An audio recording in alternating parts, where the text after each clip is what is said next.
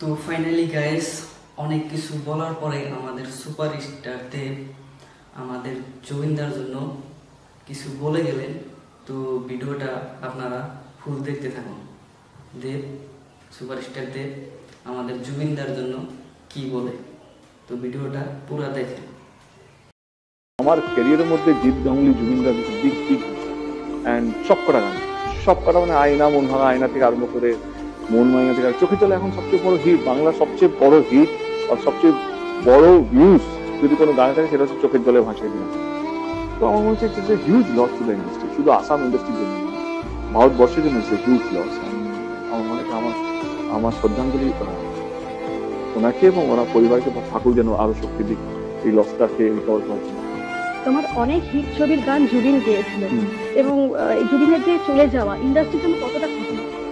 জুবিন হচ্ছে লেজেন্ড, আমারও বিলিভই হয়নি যেদিন আমার কাছে খবর এলো কি হচ্ছে, এটা কি করে হলো।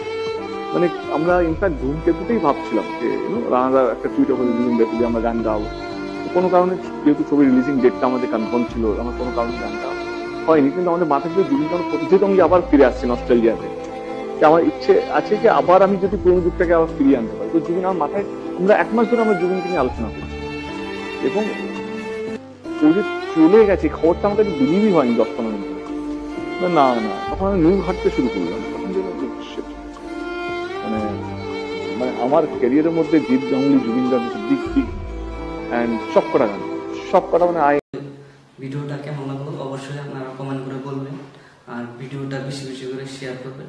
আপনারা যদি আমার চ্যানেলে নতুন হয়ে থাকেন তো অবশ্যই আমার চ্যানেলটা সাবস্ক্রাইব করবেন।